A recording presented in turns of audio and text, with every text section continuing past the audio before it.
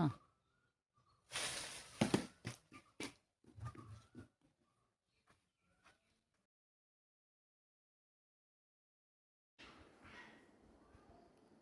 Hi, ഇന്ന് മാങ്ങാച്ചാർ ഉണ്ടാക്കുന്നത് എങ്ങനെയാണെന്ന് നോക്കാം. നമുക്ക് പണ്ട് അമ്മയൊക്കെ ഉണ്ടാക്കുന്ന ആ ഒരു രീതിയായിരുന്നു ഞാൻ ചെയ്യുന്നത്. ഞാനിങ്ങനെയാണ് ചെയ്യുന്നത്. നമുക്കൊന്ന് നോക്കാം. മാങ്ങയൊക്കെ കഴുകി വൃത്തിയാക്കി തുടച്ച് ചുനയൊക്കെ ചെത്തിക്കളഞ്ഞ് ചെറുതായി അരിഞ്ഞെടുക്കണം. ചെറുതായിട്ട് അരിഞ്ഞെടുക്കണം. ഉപ്പുനീരാണ് ഞാൻ ഒഴിക്കുന്നത്. നിങ്ങൾ ഉപ്പാണെന്നുണ്ടെങ്കിൽ ഉപ്പൊഴിക്കുക. ഉപ്പ് ഒഴിക്കുകയല്ല, പുരട്ടി വയ്ക്കുക. പൊടി പുരട്ടി വയ്ക്കുക. എന്നിട്ടത് കുറച്ച് സമയം മാറ്റി വയ്ക്കണം. മാറ്റി വെച്ചിട്ട് അടുപ്പിൽ ചട്ടി വെച്ച് നല്ലെണ്ണയാണ് അച്ചാറിന് ഏറ്റവും നല്ലത്. നല്ലെണ്ണ ചട്ടിയിൽ ഒഴിച്ചിട്ട് അതിൻ്റെ പത പറ്റി വരുമ്പോഴത്തേക്ക് കടുക് ആദ്യം ഇട്ടൊന്ന് പൊട്ടി വരുമ്പോൾ ഉലുവയും കൂടെ ഇട്ട്, ഞാൻ കായത്തിൻ്റെ കായ കഷ്ണമാണ് ഉപയോഗിക്കുന്നത്, പൊടിയല്ല.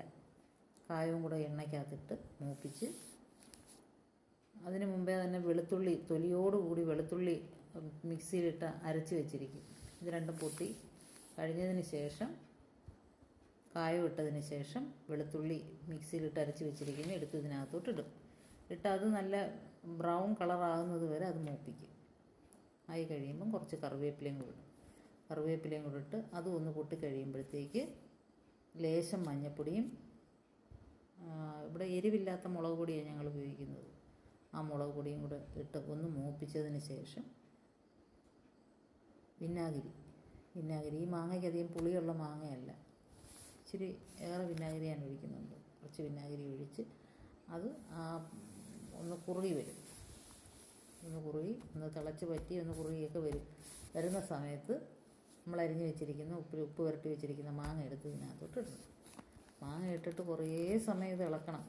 കുറേ സമയം ഇളക്കുന്നതാണ് ജോലി. അതിൻ്റെ ജലാംശം മുഴുവൻ പറ്റണം.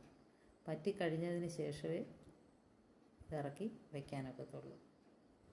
അങ്ങനെ ഇരിക്കുന്നതാണെന്നുണ്ടെങ്കിൽ മാസങ്ങളോളം ഇരിക്കും. വൃത്തിയായിട്ട് സൂക്ഷിച്ച് കഴിഞ്ഞാൽ മാസങ്ങളോളം ഇരിക്കും. ഫ്രിഡ്ജിൽ വെക്കേണ്ട ആവശ്യമില്ല. ഇത് കഴിഞ്ഞ പ്രാവശ്യം ഞാൻ ഇട്ട അച്ചാറായത്.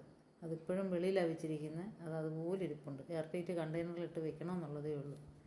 ഇത് സൂക്ഷിച്ചാലിരിക്കും. ഇഷ്ടപ്പെട്ടാൽ ലൈക്ക് തരണേ.